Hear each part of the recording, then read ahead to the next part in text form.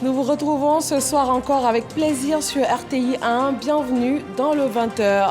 La 28e conférence des partis sur le climat de l'Organisation des Nations Unies se prépare. Cette rencontre de Dubaï a été au centre des échanges entre l'ambassadeur des Émirats arabes unis en Côte d'Ivoire, reçu par le vice-président ivoirien Thiemoko Meïlie Koné. Le Ghana est aux côtés de la Côte d'Ivoire dans l'épreuve de la disparition de l'ex-président Henri Konan Bédié. À l'ambassade de Côte d'Ivoire à Accra, le président ghanéen Nana Akufo-Addo a signé le livre de condoléances. Il a rendu un hommage à l'illustre disparu. Les candidats pour les élections locales du 2 septembre prochain sont invités à prôner la paix. L'institution, le médiateur de la République, les a exhortés à la signature d'une charte d'engagement à la paix et à la culture de la cohésion en cette période électorale.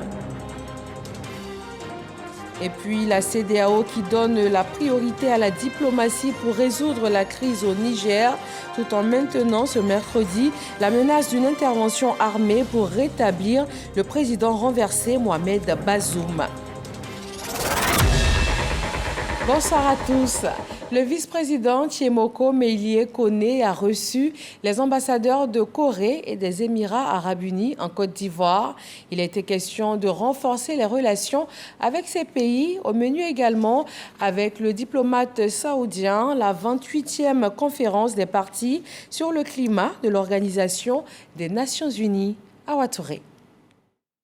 La conférence de Dubaï 2023 sur les changements climatiques se tient du 30 novembre au 12 décembre aux Émirats arabes unis.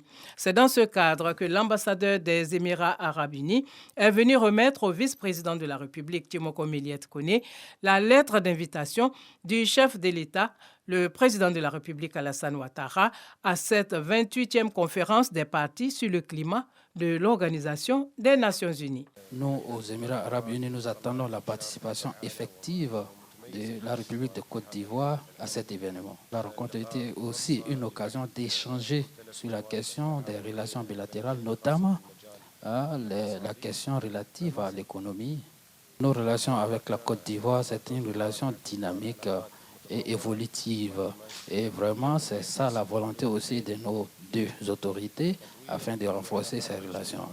Les relations de coopération entre la Côte d'Ivoire et la Corée sont excellentes et l'ambassadeur de ce pays entend contribuer au renforcement et à la diversification de cette coopération. Les relations bilatérales entre nos deux pays ont poursuivi sa dynamique ces 62 dernières années. Aujourd'hui, nos échanges ont porté sur le renforcement de la coopération bilatérale entre nos deux pays. Et puis, je dis que moi aussi, je vais faire mes efforts pour renforcer encore cette coopération dans le domaine de la politique, de l'économie, de la société et puis de la culture. Et son Excellence, Monsieur le Vice-président aussi, a salué cette dynamique de la coopération bilatérale. Et puis, bien sûr, nous sommes convenus de donner un nouvel élan encore aux relations de notre deux pays. L'éducation, la santé, les nouvelles technologies de l'information, la formation professionnelle sont entre autres les secteurs concernés par cette redynamisation des relations bilatérales entre la Côte d'Ivoire et la Corée. Le médiateur de la République engage les candidats pour les prochaines élections locales à la culture de la paix. Invités à signer une charte d'engagement à la paix, les candidats des communes d'Abobo, Atekoubé et Adjamé ont franchi le pas. Le reportage est de Éric Goré. Ces personnes assises en face du médiateur de la République sont candidates pour les municipales d'Adjamé. Ils signent la charte d'engagement à la paix et à la cohésion sociale en période électorale. Des chapitres édifiants contenus dans cette charte qui invitent tout candidat à s'abstenir d'actes de violence. Pour éveiller davantage la conscience sur la nécessité absolue pour chacun et chacune en vue de maintenir une cohabitation pacifique entre les populations avant, pendant et après les élections. À la suite de la commune d'Adjamé, les candidats de la commune d'Atokoubé sont reçus à leur tour par le médiateur de la République pour poser les mêmes actes. Ils doivent, par ce comportement, donner l'exemple aux supporters et sympathisants. Ils bénéficient de conseils avisés du médiateur de la République et reçoivent la charte à cet effet. Les candidats de la commune d'Abobo également ont été reçus par le médiateur de la République dans les mêmes dispositions. Les candidats du RHDP, du PPACI et un candidat indépendant s'approprient cette initiative du médiateur de la République. Nous, au PPACI, nous pensons que cette initiative du médiateur, nous allons l'accompagner jusqu'au bout et demander effectivement à nos concitoyens de souscrire effectivement à cette initiative parce qu'elle est noble. Et nous, en tant que candidats indépendants, nous portons aussi la voix de la société civile. Nous allons tout faire pour que ce message entendu aujourd'hui, ce message de paix et de cohésion sociale, soit entendu et porté le plus loin possible. Et nous prenons l'engagement de faire en sorte que Abobo confirme sa réputation de cité de la cohésion, de la fraternité, du partage, du vivre ensemble. Adama Tungara invite tous les candidats aux élections locales du 2 septembre prochain à s'inscrire résolument dans cette vision. Je voudrais donc remercier tous les candidats à Abidjan, à Korogo, à Tchassalé, un peu partout, de signer cette charte d'engagement à la paix pour des élections apaisées et sans violence. Pendant 3 jours, les candidats aux municipales de 10 communes d'Abidjan seront reçus par le médiateur de la République de façon officielle pour signer cette charte. Cette action concerne tous les candidats du district d'Abidjan et de l'intérieur du pays qui suivront. Le Ghana est aux côtés de la Côte d'Ivoire. Ce pays voisin prend sa part dans le deuil qui frappe la Côte d'Ivoire depuis le décès de l'ex-président Henri Bédié. À Accra, le président ghanéen Nana Akufo-Addo s'est rendu à l'ambassade ivoirienne. Il a signé le livre de condoléances et a rendu hommage à l'illustre disparu. Le compte-rendu est signé Michel Digré. Ambassade de Côte d'Ivoire au Ghana, ce mercredi, le président Nana Akufo-Addo apporte son soutien à la Côte d'Ivoire. Une présence pour dire que le peuple ghanéen pleure Henri Konan Bédié avec le peuple frère ivoirien. Le livre de condoléances ouvert à l'ambassade pour cette période de deuil est signé par le président du Ghana. Connaissant moi-même les relations particulières qui vous liaient à l'illustre disparu, je ne suis pas étonné de votre présence ici. J'ai déjà exprimé mes condoléances au président Alassane Ouattara dès l'annonce du décès du président Bédié.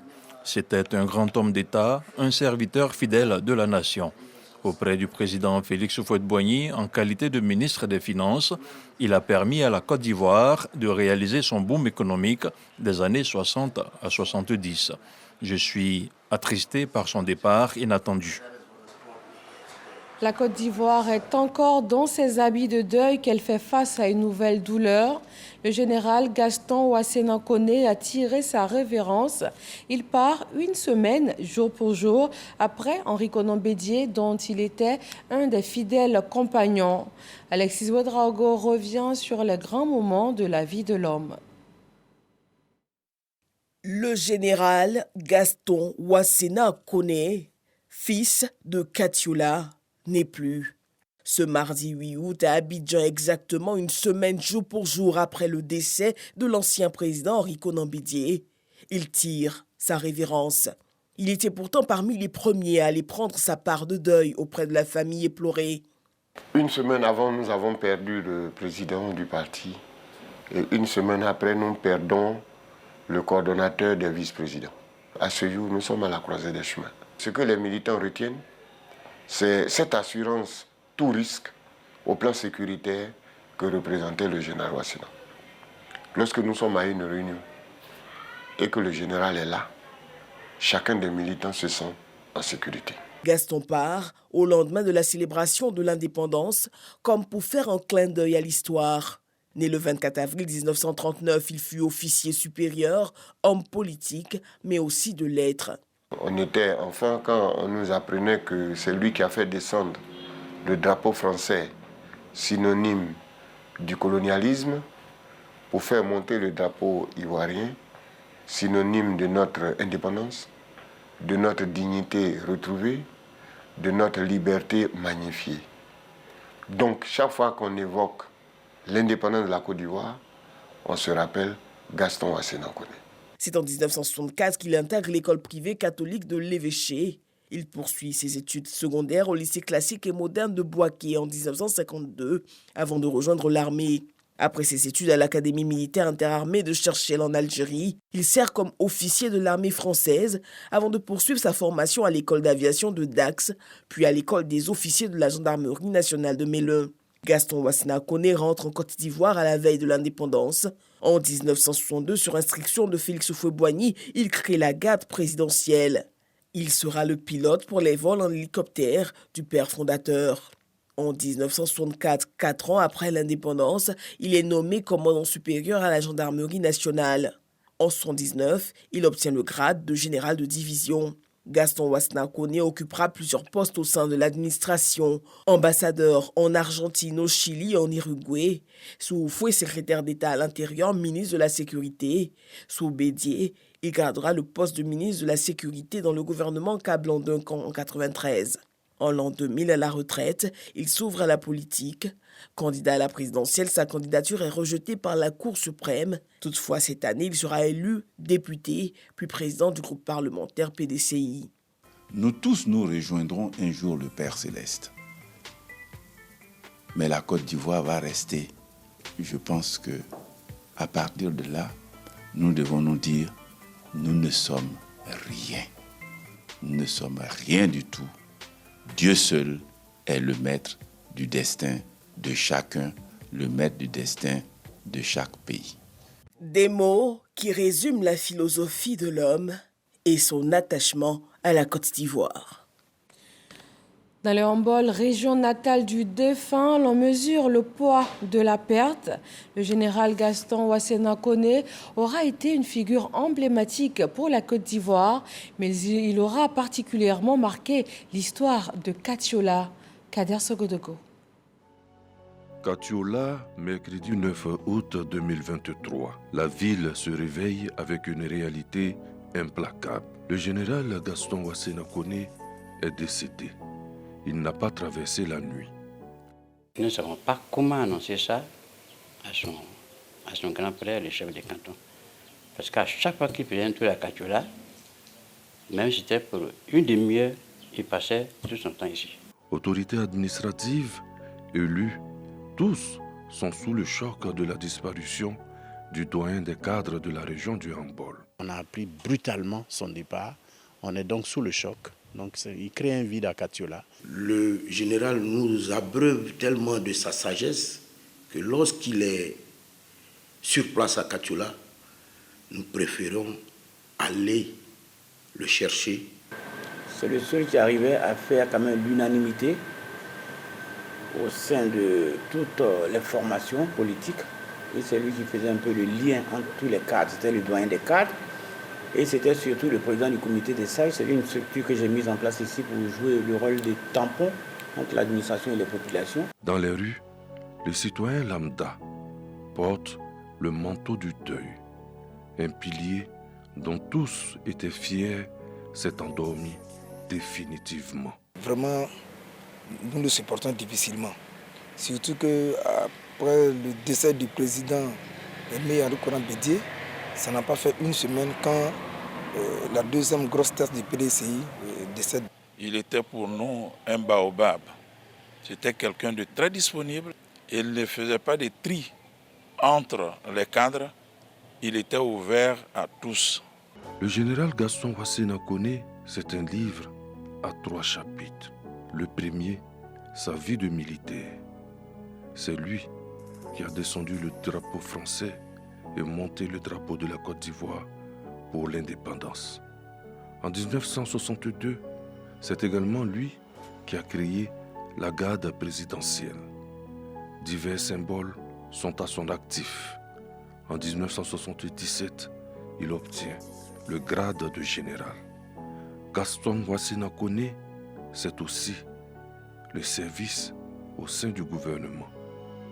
Le deuxième chapitre de sa vie. Secrétaire d'État à l'Intérieur en 1974, ministre de la Sécurité en 1977, ambassadeur en Argentine, au Chili et en Uruguay. Le troisième chapitre de sa vie, c'est celui de l'homme politique. En 2000, dès sa retraite militaire, il regagne le PDCI-RDA, le seul parti où il va militer jusqu'à sa mort le mardi 8 août 2023. Il était vice-président du parti. Adieu, mon général, et surtout, chapeau.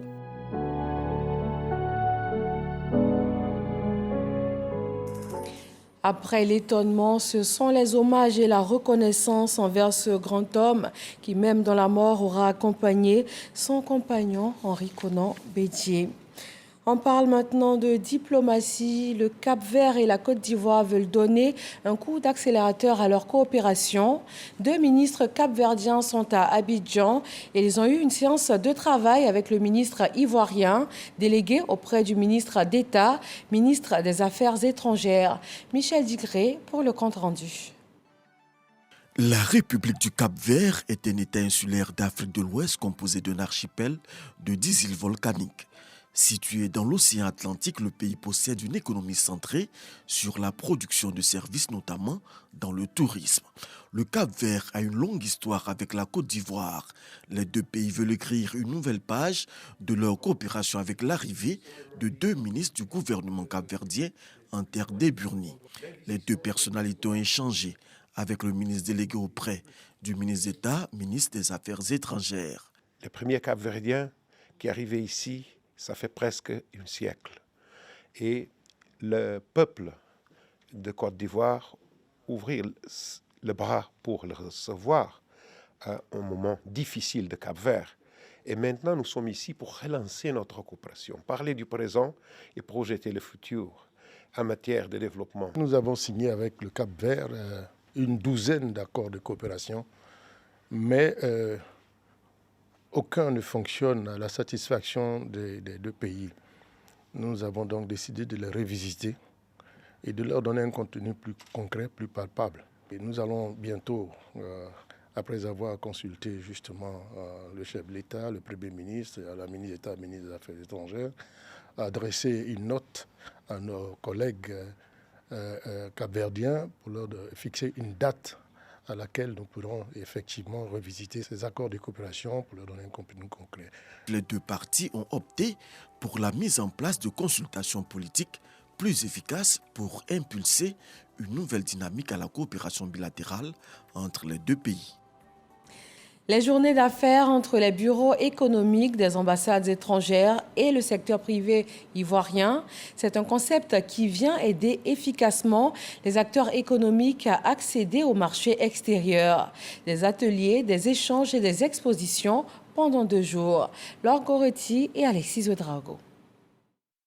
En Côte d'Ivoire, les acteurs économiques sont nombreux à se lancer dans la transformation des produits alimentaires de base et dans l'artisanat. Il reste encore toutefois difficile pour eux de les présenter sur les marchés internationaux. Dans le cadre de la diplomatie économique, le ministère d'État, ministère des Affaires étrangères, de l'intégration africaine et de la diaspora lance la toute première édition des journées d'affaires entre les bureaux économiques des ambassades étrangères et le secteur privé. Je considère que cette rencontre est une opportunité qui s'offre à nos opérateurs économiques, non seulement pour faire le réseautage, mais aussi et surtout pour approfondir leurs connaissances sur les dispositions pratiques à prendre pour obtenir des débouchés extérieurs, et cela à travers les thèmes qui seront débattus pendant les 2 panels prévus à cet atelier. L'initiative veut aider efficacement les acteurs économiques à accéder au marché extérieur et permettre aux diplomates accrédités en Côte d'Ivoire de découvrir les produits et savoir-faire du pays. Je tiens d'abord déjà même à dire merci au gouvernement pour cette initiative parce que ça nous permet de nous ouvrir au monde, Et vous savez que les difficultés que nous avons aujourd'hui en tant que petite et moyenne entreprise dans la transformation de nos céréales, c'est que nous avons des difficultés pour pouvoir vendre nos produits. Et ça, c'est un bon portail qu'on nous offre aujourd'hui, être en contact direct avec les différents ambassadeurs. Nous voulons dire à tous les partenaires du gouvernement que la transformation des produits vivriers en Côte d'Ivoire est une réalité. Et aujourd'hui, nous sommes en train de dépasser cette transformation. Avec le problème qui se passe aujourd'hui en Ukraine, pourquoi pas avoir notre pain qu'on pourrait l'appeler la biganaise, composé de farine locale. À la fin des 2 jours, c'est déjà initié un dialogue avec les bureaux économiques de Côte d'Ivoire pour leur dire que la Côte d'Ivoire dispose de structures capables de fournir des services conformes aux standards internationaux et aussi que la Côte d'Ivoire dispose d'un vivier de PME et d'artisans qui sont à même de produire des produits qui sont conformes à leur cahier des charges sur les marchés européens. Le ministère d'État, ministère des Affaires étrangères et de l'intégration africaine est en charge de la diplomatie économique qui vient coordonner les activités de coopération économique, commerciale, touristique et scientifique. Et cet accès au marché extérieur dont il est question se fait de plus en plus grâce à Internet. Et c'est dans cette lancée que la Côte d'Ivoire travaille à mettre à niveau son cadre institutionnel et réglementaire en matière de e-commerce. Le processus d'élaboration de la stratégie nationale est lancé. Léon Brou. De 26 700 milliards de dollars en 2019, la part des ventes en ligne à l'échelle mondiale propulsée de 19% en 2020. Le commerce en ligne, de l'avis des acteurs et experts, constitue donc un réel potentiel de croissance économique, raison d'en améliorer le cadre institutionnel et réglementaire. Le présent atelier, à cet effet, enregistre le soutien du projet d'appui à la ZLECAf, la zone de libre-échange continentale africaine, pour promouvoir le e-commerce. 61% des micro-entreprises ont identifié la vente en ligne comme une nouvelle opportunité majeure. Compte tenu de ces évolutions, l'Union africaine accorde la priorité à la création d'un marché unique numérique continental d'ici 2030. Au bout de ces réflexions et échanges, une stratégie nationale de développement du e-commerce et la contribution nationale à l'effectivité de la ZLECAf. Déjà, un bon niveau de connectivité du continent, un important marché de consommateurs constitué de plusieurs dizaines de millions d'internautes, dont 5 actifs en Côte d'Ivoire, selon le ministre du Commerce. Avec l'opérationnalisation de la ZLECAf, les entreprises et les consommateurs ivoiriens ont accès à un marché d'un PIB combiné d'environ 3 000 milliards de dollars US, avec plus de 1,3 milliard de consommateurs, dont 40% utilisent Internet. Il apparaît donc nécessaire de mettre en place une stratégie nationale en matière de e-commerce en vue de faciliter la pénétration de ces marchés et de contribuer au développement socio-économique de notre pays à travers la création de richesses et d'emplois. Ces travaux pour la mise à niveau du cadre institutionnel et réglementaire du commerce électronique font suite à une étude de 2020 qui révèle des limites au développement du commerce électronique. L'actualité religieuse nous conduit à Lourdes. Des pèlerins ivoiriens y adressent des prières spéciales pour la paix et la cohésion en Côte d'Ivoire, leur pays. Et nous retrouvons sur place nos envoyés spéciaux, Grace Kando et Kiniboa. Aller à la rencontre de Dieu en passant par la Vierge Marie. C'est ce cheminement qui a conduit 107 pèlerins ivoiriens à Lourdes en France. Ils y sont avec plusieurs intentions de prière. Celle-ci confiée à l'intercession de la Vierge Marie au pied de la grotte de Massabielle, lieu où Marie est apparue 18 fois à Sainte-Bernadette entre février et juillet 1858. La présence des pèlerins dans ce sanctuaire a été marquée par un cierge allumé symbolisant leur intention. Cette bougie est le signe de notre présence et en même temps le signe des intentions que nous portons et de celles que nos parents aussi, amis et connaissances nous ont laissées, qui ne peuvent pas se rendre ici à Lourdes. Donc cette bougie porte les intentions de tout un peuple, de tout un ensemble, de toute une famille, de toute l'Église même. Donc cette bougie-là est le symbole, le signe de la paix pour notre pays surtout.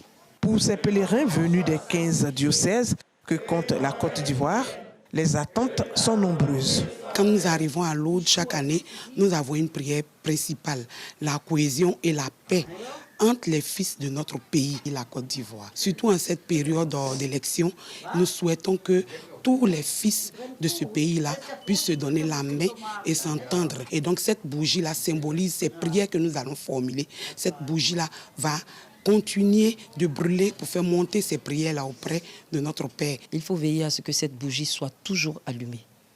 Elle est signe de fraternité. Elle nous rappelle que nous sommes des êtres vivants. Et en tant que tels, nous devons toujours pardonner. Cette bougie qui brûle très lentement nous impose le silence. Il faut apprendre à faire silence dans son cœur, à ne pas tout dire pour préserver l'entente et la confraternité, la fraternité entre tous les Ivoiriens. Le séjour des pèlerins à Lourdes sera l'occasion pour eux de se ressourcer spirituellement et de se rapprocher davantage de la Vierge Marie à travers la méditation, le recueillement et des enseignements. Nous quittons Lourdes pour Kinshasa. Les 9e Jeux de la francophonie se sont refermés le dimanche 6 août.